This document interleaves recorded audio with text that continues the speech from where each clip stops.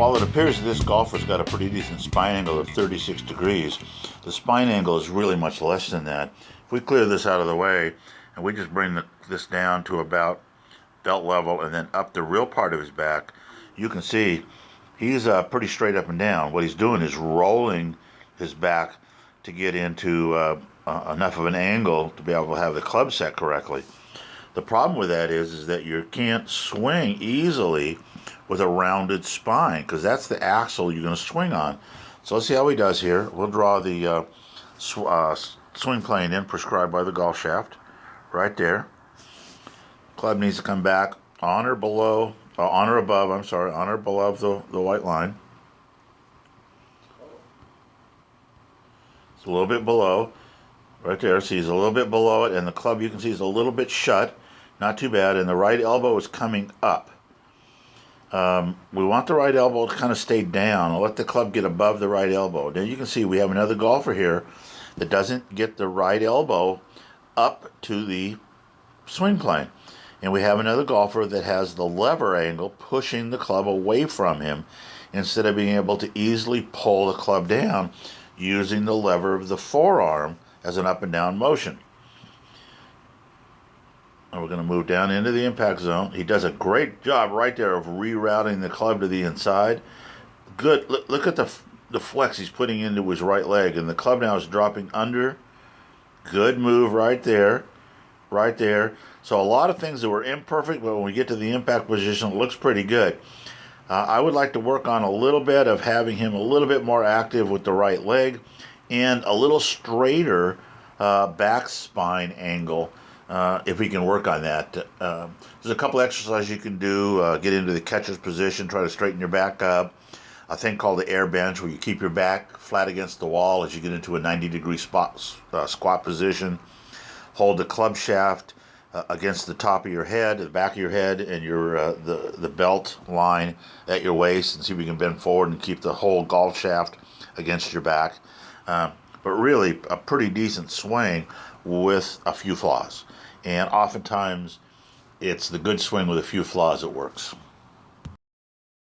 Okay, we're going to look at two things here with this golfer. We're going to look at his butt position up against the wall there, the yellow wall, and the swing plane, which is the white line that's described by the club shaft. We're going to see if he's above or below the swing plane or on the swing plane. Let's watch the early part of the takeaway. Now, as you can see, he's going back pretty far under the swing plane there, and that the right elbow is coming up rather than flexing down. He's keeping his butt on the yellow line. Now, at this point here, you can see that his right elbow is pulled behind him, and any leverage action he has is going to be that way with his right arm. So let's see what he does as he reaches the top of the backswing. Never quite gets the elbow up to the swing plane. Part of that's because he's starting so straight up and down that the swing plane is so vertical that it's going to be tough to get there. In order for him to create a better setup angle, he needs to drop his swing plane down to where the elbow line would be now, and that would make it easier for him. Again, we don't see a whole lot of air between the knees, so that's in a pretty good position right there. He doesn't have a lot of width. The hands are not above the head. Full turn. Now, so he's going to unwind over the top, and the club never gets parallel to the trail forearm, which means the trail forearm would have to be down lower and the head of the club would have to be down lower. And that's what we look for on the downswing, is a parallel to the trail forearm. Now what's happening here is he's pulling up. See how his butt is coming way in? He hasn't kept his butt behind him. His right foot stuck to the ground. Only his upper body is turning. Now he's getting a little turn of the lower body. Finally gets the elbow up pretty high. And a finish, but still no right leg action. No push off from the right leg. Now remember, I know you can transfer your weight completely from your right foot to your left foot. If you couldn't, you wouldn't be able to walk. So just remember, it's right foot, left foot. Here we see a pretty good setup. Nice flex to the knees. Arms hanging down freely under the chin. Back's pretty straight. Let's go ahead and watch the slow takeaway. Going a little bit under underneath with the takeaway, so his club was a little bit under the swing plane. But as we take it back just a little bit, let's go real careful here. What we see is that the club and the hands end up in the same small little circle right there. Very good position. The shoulders are pretty parallel to the swing plane. Get the left shoulder down just a little bit more, be all right. I don't see any air between the lead leg and the trail leg, which is good. Now let's see if we can get his elbow up onto the swing plane. It's getting up there. No, can't quite. Oh, almost. We'd like to see it a little bit higher than that if we can. Although we're in a pretty good position here. And we'd also like to see the club more parallel to the swing plane. But where he is now is better than if it was too flat at this point. So let's take the club down to the target line. He's laid off. See, he's got a good layoff move right there where he's bringing it in. But his hands are a little high. Now they're coming in. So what's happening here is the club now is going out. Club's kind of going out this way a little bit. We want the club to drop in from underneath. So let's take a look, see if you can drop it in somewhere along the way. See, never quite gets it to drop in where it's parallel to the trail arm.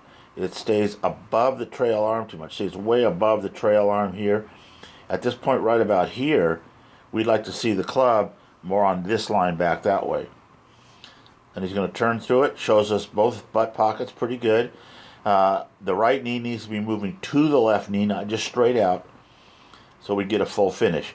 Remember, we got to get this foot up off the ground so we can see all the spikes from back here. We need to get this golfer, get her hips back a little bit. The hip joints need to be back a little further so that her spine is a little straighter and that she's not in such a squatting position. From the position she's in now, she goes back, she's going to kind of lift up the club.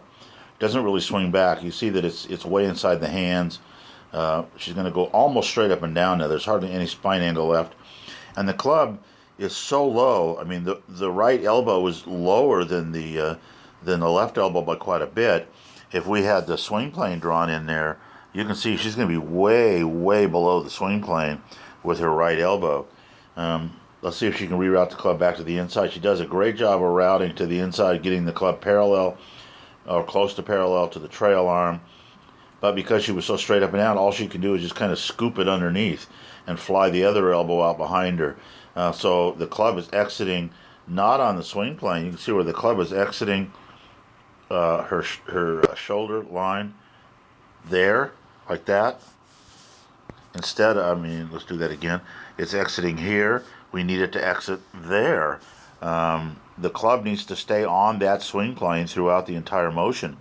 And she's struggling with that and actually ends up in a relatively decent finish if the club head was just a little bit more to the left. Great showing of the spikes.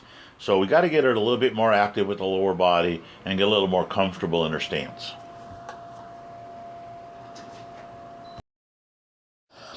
What we see here is a common flaw in the setup. You can see that the left knee is pushed out a little bit past the right knee, which means the left shoulder is out past the right shoulder, so we're a little open in the stance. Oftentimes that happens because we turn to face the ball, and if we're square to the ball, facing it, and the ball's a little forward in our stance, we're actually going to have a relatively open stance with our shoulder line. So we'll see how soon does the lead arm come into view on the takeaway. There's where he should be at setup. Now you can see that he's square. It even looks square. So if the club head now was on the ground, he'd be in a perfect starting position. Unfortunately, he's already moved the club about 17 or 18 inches on the way back. It's up off the ground. He's got himself a poor starting position. There's an old saying, you can't get there from here. So let's see how he does rerouting the club. He's bringing the club back nicely. Right there, bisects the hands. That's a great rotation there. Heads up. Really nice turn. Turning right on through the shot. Getting the left arm with the elbow pretty much down, or at least parallel to the spine, close. The lead arm is nice and flat and long. Maybe a little too much bend in the elbow. And a little too much air between the lead leg and the back leg. We like to see that staying a little bit closer together. Now we're going to rotate the club back down. Notice the hip action right here. This is something we've been looking for all the golfers. Driving that trail knee into the lead knee. Now notice we can almost see both pockets of his shorts as he's just after impact. We'd like to see both eventually. But here we got a great position. Notice that the arms are extended. He's really pulling through the shot nicely, getting a good rotation. Then he kind of dips under a little bit here, pulls the hands to the inside instead of letting them continue on down the line. And that's because he quit turning his hips. Notice they're not turning at all anymore. So he started the hip turn, but he didn't finish it. We got to keep those hips driving through. So from his great position and his impact position, he never really got much past that. You can see the left foot hasn't changed much. That's a power robber and a direction robber. So we're going to continue to work on that, getting that lower body, again, to rotate, rotate, rotate. Here we see a nice setup, but as is typical of a lot of amateurs, the first move on the backswing is often to lift your head. And that's what we'll see here, just all of a sudden a lift, where the whole chest, everything comes up and out of the swing a little bit. Now he's doing a pretty nice job of taking the club back. Notice that the club is pretty close to the hands at this point. At least it's slightly above him. The hands are still over the toes. He's getting to a pretty good position there. Don't see any air between the knees. The shoulders a little bit flat. Let's get this line out of the way again. The shoulders need to be more parallel to the swing plane, which was a little bit more on this angle here. You can see that the shoulder's not as low as it needs to be. We're going to start the club back down. Nice move into the shot right there. Look, notice the hips are turning. If he just keeps the hips turning, we'll be really happy. They kind of stop turning right here. We just sort of fall back on the back side. So at this point here, we really want the hips to lead the swing and end up in front of your face so that your belt buckle is past your head, not your head past your belt buckle. See, he's a little flat-footed there. Can you see that? That right foot is still stuck to the ground, never gets off the ground. We're not able to get that magical rotation that we're looking for over and over and over again. Okay, we have this golfer from the face-on view. He's got a little too much of a forward press going on early. But let's see how well he gets the club hinged on the way back. We want the club parallel to the ground when the hands are about mid-thigh. Not too bad. He could actually have them a little more set than that. He's turning. He's not getting his butt behind. See how his butt is moving away from the white line? The butt has to move into the white line on your backswing. Otherwise, you're tipping over and creating what they call that a little bit of the reverse C. In this case, it's an actual C. Now he moves into the line pretty good, but he's not going to be able to move past it because he didn't start out on it. So as he's coming through at impact, he loses his hinge real early right there. I'm going to clear that line out of the way so you can see that the right hand is going to go underneath the club. See how it's underneath? Let me blow that up for you a little bit. There's no rotation at all of the hands. He's just under the club, continues under the club, and rotates it there. Now what's happened here is that his body has moved out in front of the swing, and there's no dynamics down here with the lower body moving into the shot, and he kind of feels like he's reaching for the forward line rather than throwing the hands and the club forward. There's no release action there. We've got to get those hips rotating, everything rotating to that side so he has a little bit more power, and then we want the shoulders a little more down and his head still looking down to where the ball was. Let's move on through to the finish. Get these out of the way. Now we've got a pretty decent finish there. See that? But it's just a little late. We want the hips going first. Here we see a good setup. Let's see how he does setting the club on the backswing. See, we're getting a little bit of shoulder moving out instead of down. That right shoulder, we want it to move down parallel to your swing plane. And notice it's a little bit up. So the club is kind of high and outside. He's keeping his right elbow nicely on the swing plane now. Notice that? But then because he didn't drop his shoulders down, he's going to have a hard time getting under the club swing plane. He's going to be above it, so he's over the top a little bit. And he's going to come across it just a hair. Now what he's doing here is straightening his knees. See that? And then swinging underneath with his top body. He's got absolutely no rotation of the right knee into the left knee. See that? That's why he's pulling around on the shot. That's going to put a lot of strain on his lower back. So we got to get him more active, rotating the lower body. Okay, we see a pretty decent setup here. Spine angles around 40 degrees or so. That's all right. But what happens is early on he raises up out of it. See, almost immediately he's raising up and out of that spine tilt that he's got. See, his head's coming up and up and up.